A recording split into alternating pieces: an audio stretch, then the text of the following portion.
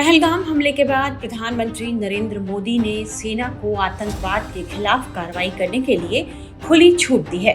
PM Modi ने 29 अप्रैल को तीनों सेना प्रमुख एनएसए अजित डोभाल, सीडीएस अनिल चौहान के साथ 1.5 घंटे हाई लेवल मीटिंग की और इसके बाद पीएम मोदी ने सेनाओं को फ्री हैंड दे दिया और कहा कि सेना ही आतंकवाद के खिलाफ कार्रवाई का तरीका, लक्ष्य और समय तय करे। पीएम मोदी का यह आदेश सुनते ही पाकिस्तान में तो मानो हड़कंप मच गया है। पाकिस्तानी नेता यहाँ से वहाँ मारे मारे फिर रहे हैं और पाकिस्तान के विदेश मंत्री शाह अब्दार और रक्षा मंत्री ख्वाजा आसिफ तो अगले 24 से 48 घंटे में भारतीय हमले की आशंका तक जता रहे हैं। पाकिस्तान के आईटी मिनिस्टर अताउल्लाह तारर ने 29 अप्रैल की देर रात कहा कि भारत अगले 24 से 36 घंटे में पाकिस्तान पर हमला कर सकता है। उन्होंने कहा कि हमारे पास इस बात की पुख्ता जानकारी है। ऐसे में पाकिस्तान की सरकार भारत के हमले से डरकर यूनाइटेड नेशन से भी गुहार लगाने लगी है। वो वहां गिड़गिड़ा रही है। रिपोर्ट्स के मुताबिक पाकिस्तान के प्रधानमंत्री शहबाज शरीफ ने संयुक्त राष्ट्र के महासचिव एंटोनियो गुटेरेस से बात की है और उन्हें पहलगाम में हुए घातक आतंकवादी हमले के बाद भारत को सलाह देने की अपील की है। पाकिस्तान के पीएम ने एक्स पर इसे लेकर एक पोस्ट भी शेयर किया है। उन्होंने कहा कि भारत ने पाकिस्तान पर जो आरोप लगाए हैं वे सभी बेबुनियाद हैं। मैंने पहलगाम घटना की पारदर्शी और निष्पक्ष जांच का आह्वान किया है। मैंने संयुक्त राष्ट्र से आग्रह किया है कि वो संयुक्त राष्ट्र सुरक्षा परिषद के प्रस्तावों के अनुरूप जम्मू और कश्मीर विवाद को सुलझाने में अपनी भूमिका निभाए। पाकिस्तान शांति के लिए प्रतिबद्ध है, लेकिन चुनौती मिलने पर वो अपनी संप्रभुता की पूरी ताकत से रक्षा करेगा। रिपोर्ट्स के मुताबिक पाकिस्तान के पीएम और यूएन चीफ एंटोनियो गुटेरेस के बीच यह बातचीत तब हुई है जब भारतीय प्रधानमंत्री नरेंद्र मोदी ने देश की सेना को अपने हिसाब से पाकिस्तान के खिलाफ एक्शन लेने की छूट दे दी है। इससे पहले पाकिस्तान रूस और तुर्की समेत कई देशों से बात कर चुका है।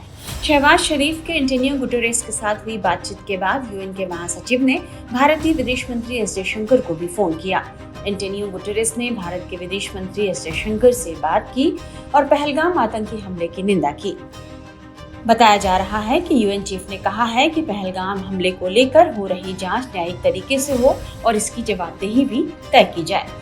इस बात की जानकारी खुद एस जयशंकर ने एक्स पर शेयर की है। मुझे संयुक्त राष्ट्र महासचिव एंटोनियो गुटेरेस का फोन आया। उन्होंने पहलगाम में हुए आतंकवादी हमले की निंदा की। इसकी सराहना करता हूँ। वे जवाबदेही के महत्व को लेकर सहमत हुए हैं। भारत इस बात के लिए संकल्पबद्ध है कि इस हमले के अपराधियों, योजनाकारों और समर्थकों को न्याय के कटघरे में लाया जाए। पाकिस्तान के नेताओं के मन में बसे खौफ को लेकर माना जा रहा है कि पाकिस्तान के नेता बार बार इसलिए भारत से हमले की आशंका जता रहे हैं ताकि अंतर्राष्ट्रीय संगठन हस्तक्षेप करे और भारत को कोई भी एक्शन लेने से रोका जा सके। कई इंटरनेशनल रिपोर्ट्स में कहा गया है कि यूक्रेन युद्ध में पैसों के लिए पाकिस्तान ने भारी मात्रा में हथियार बेच डाले हैं, लिहाजा पाकिस्तान के पास ज्यादा दिनों तक लड़ने के लिए गोला बारूद ही नहीं है। ऐसे में पाकिस्तान की कोशिश देश की आवाम के सामने खुद को मजबूत दिखाने और अंतर्राष्ट्रीय समुदाय को मध्यस्थता के लिए राजी करना है ताकि अपने देश के आवाम के आगे उसकी नाक भी न कटे और वो भारत के एक्शन से भी बच जाए। इसलिए पाकिस्तान चीन से लेकर रूस और यूएन तक में गिड़गिड़ा रहा है। पीएम नरेंद्र मोदी ने जिस तरह आतंकवाद के खिलाफ कार्रवाई के लिए सेना को फ्री हैंड दिया है और संयुक्त राष्ट्र महासचिव ने पाकिस्तान के पीएम से बातचीत की है, इसे लेकर रक्षा विशेषज्ञ क्या मानते हैं, ये सुनिए। देखिए, एब्सोल्युटली ठीक है कि सेना को हमने खुली छूट दी है।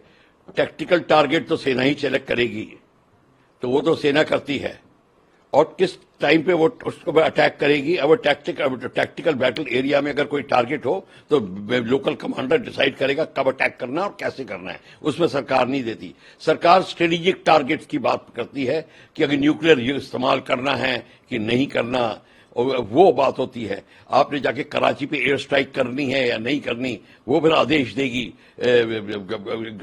गवर्नमेंट को।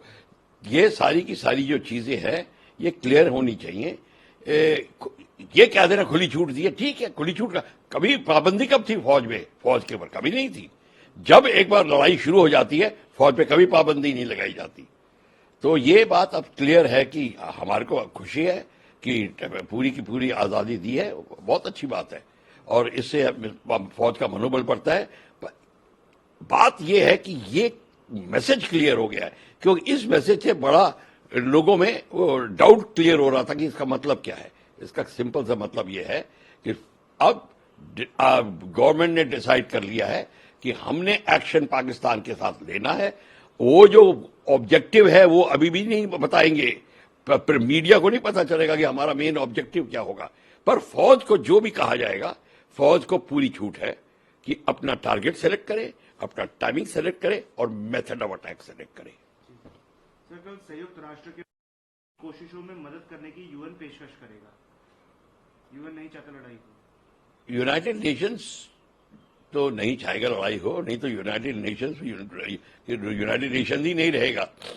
तो पहली बार यूनाइटेड नेशंस का कोई खुल के जवाब सा आया है, तो ठीक है, वो तो कहेगा लड़ाई मत करो, आप पीसफुल सोल्यूशन ढूंढिए।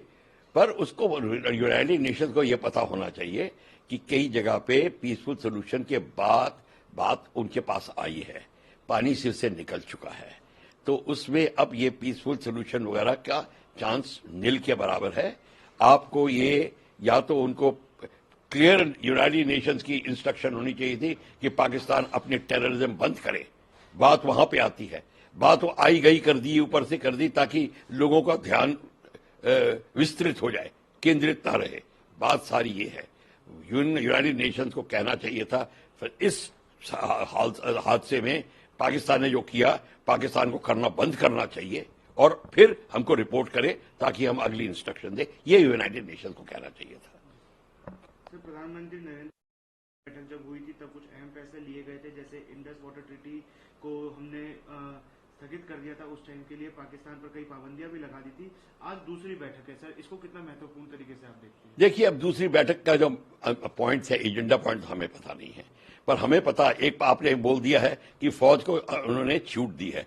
फौज को छूट देने का मतलब है कि उन्होंने डिसाइड कर लिया है कि अब पाकिस्तान में मिलिट्री एक्शन होगा। कैसे होगा, कहां होगा, अब वो पता चलेगा। और मेन गवर्नमेंट का मेन ऑब्जेक्टिव क्या है इस वॉर का, वो देखना होगा। कि टेररिज्म को तो खत्म करना बड़ा वीक सा ऑब्जेक्टिव होता है कि टेररिज्म को तो वो तो डिप्लोमेटिक चैनल एंगल से होता है, और आधी टेररिज्म खत्म करने के लिए, टेररिज्म को खत्म करने के लिए इंटरनल प्रॉब्लम है इंडिया में, वो उसको खत्म करना पड़ेगा। तो जो आर्मी को उन्होंने इंस्ट्रक्शन दी, ठीक है। जो अब सेकेंड मीटिंग में क्या डिसाइड करेंगे, ये हमको पता चलेगा कि जब मीटिंग खत्म होगी कि अब और आगे क्या डिसाइड किया है। या और पर्टिकुलर टारगेट्स की डिसाइड करेंगे, क्या स्ट्रेटेजिक वैल्यू के टारगेट डिसाइड करेंगे, न्यूक्लियर वेपन यूज करना है कि नहीं करना उसका डिसाइड करेंगे, या लॉन्ग रेंज मिसाइल्स करनी है, या फिर यह भी डिसाइड करना है कि पाकिस्तान के साथ साथ और कौन सा देश बीच में इन्वॉल्व हो रहा है, वो आपका टारगेट बन जाएगा। लाइक बांग्लादेश, अगर बांग्लादेश डायरेक्टली सप्लाई कर रहा है, उसके शिप्स आ रहे हैं, सप्लाई कर रहे हैं, वो टारगेट बनेंगे। जो रूल्स ऑफ एंगेजमेंट भी अब डिसाइड होगा। गवर्नमेंट की पॉलिसी से ही रूल्स ऑफ एंगेजमेंट बनता है। अगर बांग्लादेश के शिप के अटैक मत करिए, ये रूल हो, और बांग्लादेश का शिप टैंक सप्लाई कर रहा है, एम्यूनिशन सप्लाई कर रहा है, तो इसका मतलब है डायरेक्ट लॉजिस्टिक्स आर्मी की आ रही है। तो ये छोटी छोटी बातें हैं, ये जो आएंगी ये क्लैरिफाई हो जाती हैं जब आपकी ऊपर की नीति क्लियरली स्पेल आउट हो। तो अब ये क्लियरली स्पेल आउट होगी, ये हमें देखना होगा।